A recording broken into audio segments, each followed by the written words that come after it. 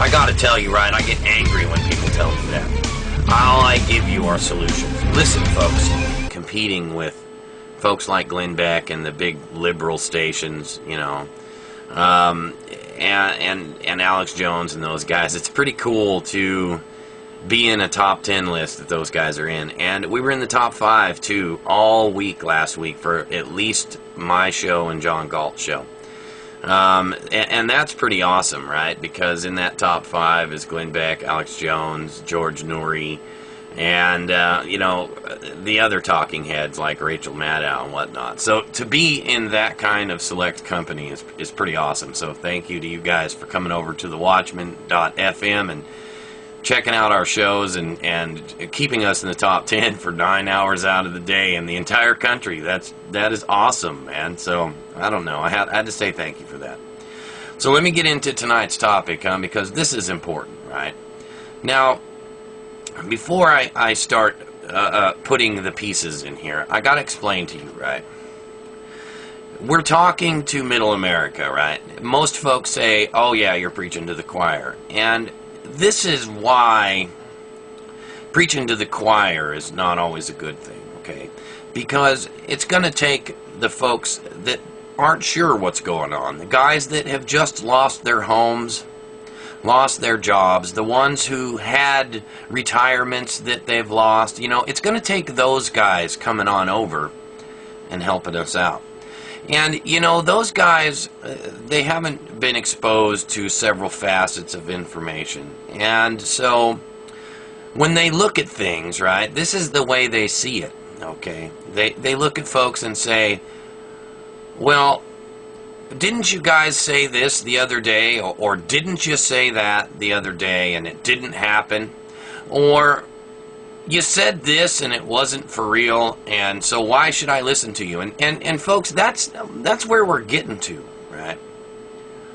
Because there's real things that we fight, real things that we're up against. Like, for instance, Eric Holdren is trying to rebrand global warming as climate disruption. Now, they'll be able to claim that climate disruption has happened in any time, anything happens anywhere. Any flood, any tornado, any hurricane, anything will be climate disruption. Oh, look, the climate was disrupted. We've got to clamp down on you more. Now, I'm going to put in a few slides of some very important things that are really going on. Things that are really going on before I get to the main piece of this video. Because, you see, they're trying to take away your right to have children, your right to own a home, your right to private property. They're doing it in your face. They're admitting it. Climate disruption. Should never have called it global warming, he said.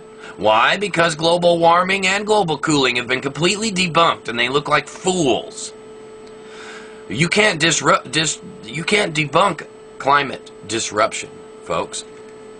It's the reason why the UN policy papers, the United Nations, and I showed you that, but I got to show you again, because it's the reason why they say that the whole climate change agenda is not about saving the planet. It's about wealth redistribution. It's about taking what you own and giving it to someone else, somewhere else. They don't mean taking care of America's poor. They don't think America's poor is poor.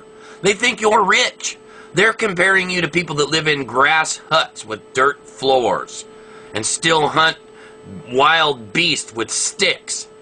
And so, yeah, if you're comparing on that level, of course, even America's poor that can sleep behind a dumpster is richer than that. So that's where they're coming from. When they tell you they're trying to reduce hunger and poverty, those sound like wonderful ideas. But if you look at what they mean when they say it, they mean there's not enough resources, so there's too many of you. And their solution is to not have as many of you. Which means they're going to take your children's right to have children. And they're going to do other things that get rid of people. I don't know how often I've got to tell you folks this. And it isn't just the finances either, but you know, the policy papers at the UN said it's, and you can read them, you can see there's a big click here for the position papers. Read them, please read them. Your sovereignty is the biggest problem, your constitution. It must come away. 50% of the world's poor must be eliminated in the next 5 years. Those folks are not of regular dying age, not 50%, folks. So you got to understand, this is about them achieving global government with the complete control of every aspect of your life. There are real enemies out there without creating them, ones that do not exist. Now, many of you, I'm sure, got some frantic email today, or late last night, about how our own military is coming to get us tomorrow, claiming that units were flying in from Iraq and Afghanistan that, by the way, aren't even in Iraq and Afghanistan and have not been for a minimum of 8 months. They've already been back here. Now, this is why this is so important, folks. This is why. It's the guys that are going to go to the polls and think they're going to change things. These guys believe their only recourse is to go and punch a hole in a card. And the reason they believe that is because of folks that put out stories like the one I'm talking about here. The reason is they take one look at us and say, look at how many of you have said things like the Gulf was going to explode half of America. How many of you saw that one? That it was going to blow up 3 states and that they were going to evacuate half of the United States. How many of you saw that? Did any of that happen? Zero. None. Didn't even come close. In fact, it was a physical impossibility to ever happen. And actual guys on our side that really were scientists were trying to tell you that.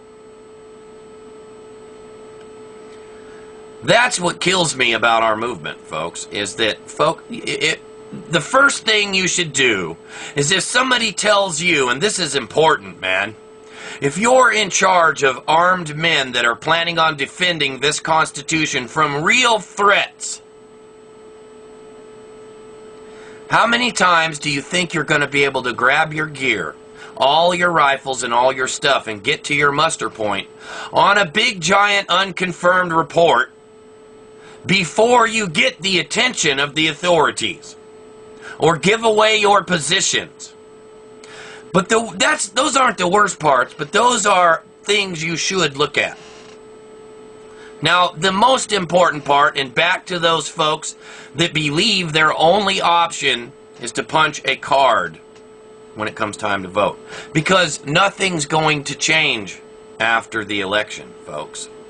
The only thing that's going to happen after this election is you will have the proof that proves to you that you must prepare for the eventual, and it is always a slow, crushing usurpation of your freedom and a slow descendance into chaos so they can bring in their controlling government. It is never, ever, especially in a country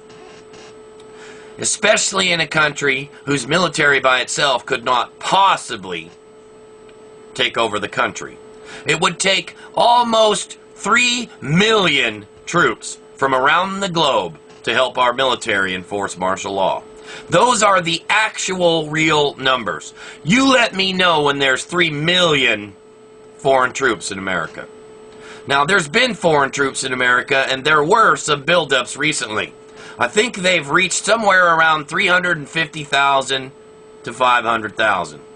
That's kind of scary in and of itself because we should not be training foreign troops on our soil. But that is not nearly enough. Not nearly enough. So, folks, these people that we need to reach, these people that will be more than willing to stand up for the Constitution if we are standing for the right thing, and if we have not convinced them that we don't know what we're talking about, if we have not convinced them that we're nut jobs, then they will come and they will help us save the Republic. But no, every other day, we got to have some guy come out and say something like, oh my goodness, a regiment is going to take over America. Just the 82nd Airborne. Give me a break, man.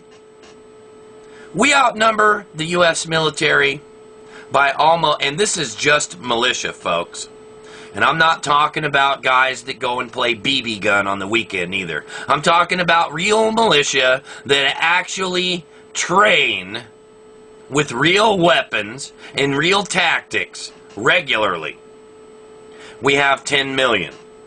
I don't know how many million we have if you add in the guys who go out and play war in a 20 by 20 foot square. I don't know how many we've got. Maybe 20.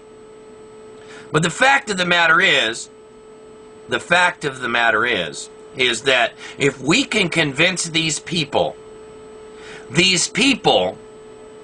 that there are millions upon millions of that are about to find out that the game is rigged, that they should prepare, that they should buy weapons and ammunition and stock some food, set aside possibly some gold and silver for bartering. But more importantly, if we can convince them to come out with us, we can avoid the worst of all scenarios. Now, folks, the reason I'm giving you this article is because Mike Vanderboe from 60th Street Irregulars is a doer, folks. He spoke at Gravelly Point in Washington, D.C. at the first open carry rally where we tried, where we went out and did what everyone said could not be done, where everyone said it would be a bloodbath, and so 90% didn't show up to the one thing that would have fixed it all by now. He then spoke again in Greensboro this past July, while I was speaking at the RTC Western Rally. And again, we had many folks show up, but not nearly enough. But after this election, if we have not filled these folks with rumors and ridiculousness, they will turn to us because we've been right. Now, if you've listened to my radio show recently, you'll have seen that every show for the past 2 weeks has been about topics that I covered a year ago that are reality now. Because we're about information. I'm going to present you only what is going to happen. Mandatory flu shots for everyone. The H1N1 is in it this time. It's part of it. That's on the agenda. Go look for yourself at our own health organization and the World Health Organization. It's already mandatory around the rest of the globe. The usurping of our sovereignty according to the UN and the implementation of Agenda 21. There must be 50 articles out there of which I've showed you many. I told you about it a year ago. I had Lord Mockton on my show a year ago to tell you about it. When it first broke, I was the first one that had the emails of the ClimateGate scandal that put them online. The very first. And told you where they were headed. Because that's what we do. I want you to have the clear picture. So you know what they're trying to take from you so that you can say, if there be danger, let there be danger in my time so that my children may live in peace. This country was not founded by backbiters. This country was not founded by excuse makers. This country was not founded by career politicians or heads of groups that act like them, that promise you the world, that give their word and not keep it.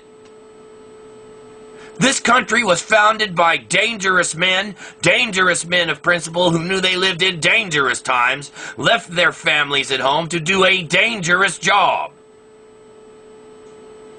We're in those times again. These are epic times. Times like no other. It's what the big book says about it. Time that only a remnant may survive. And in that time, it's our duty to make sure that as many make it as possible. I'm an SM Doc. I'll see you on the next round. Most practical. Oh, hell no. And the accent's on the hell.